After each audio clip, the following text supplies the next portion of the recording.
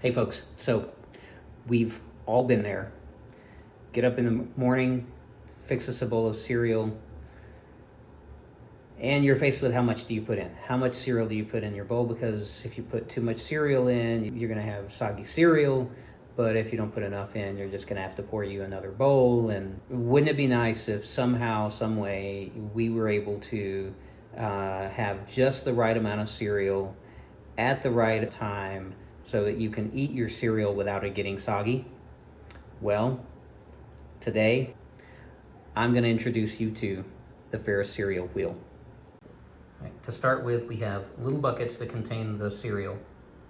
You notice that the buckets also have this long tongue. That tongue is required in order to get up under the bowl so that as the wheel turns, it tips the cereal into the bowl. The Ferris wheel has 6 buckets. On this side of the Ferris wheel, you can see I've got the spindle here that the string wraps around. But you also notice that I've got this, this rubber band glued from the base all the way to the top. If you think about what's going to happen when the cereal dispenses from this first bucket and it rotates up, and then the next bucket comes and it rotates up. Now we've got 2 buckets on this side that are empty, and the rest of the buckets still have cereal, right? So this is going to create some imbalance, and the whole wheel is going to want to flip over like that. And so to prevent that from happening, I've added this rubber band that will increase tension, or it will keep just enough tension, hopefully, keep just enough tension to prevent that from happening. Now, you can see I just run down through some eye hooks. Again, in a perfect world, I would have been using some floor-mounted pulleys. Couldn't find those. And that runs up to the bottom of the bucket. Now, this is where things get cool. I think get cool. So I designed this to be automated. There's no crank wheel.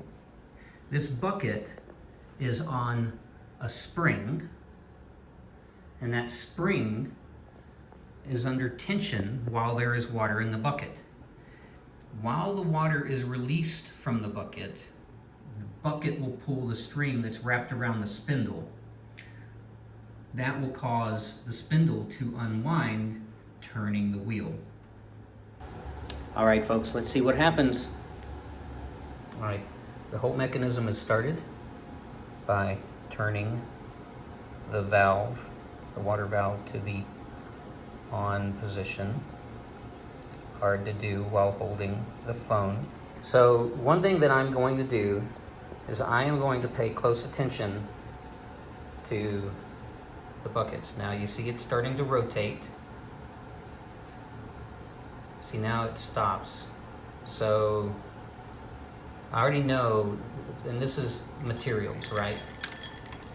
Oh, see, it swung over two different buckets. That's not, that's really what the rubber band is supposed to help prevent. All right, so, okay, and that's it. I'm out of water. All right, as you can see, I probably assumed a little too much about getting out of the prototype phase. I'm really still in the prototype phase. So final build is not quite as complete, final, maybe, as I'd hoped. I do know that the counterweight mechanism that I had put on the rubber band is not a good balance for the spring.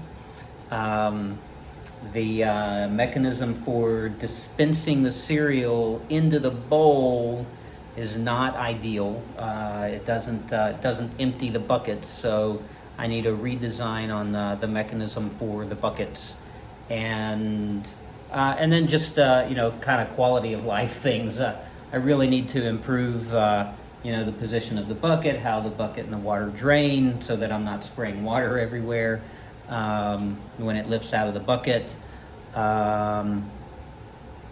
Yeah, so can't wait to see what Project 2 holds.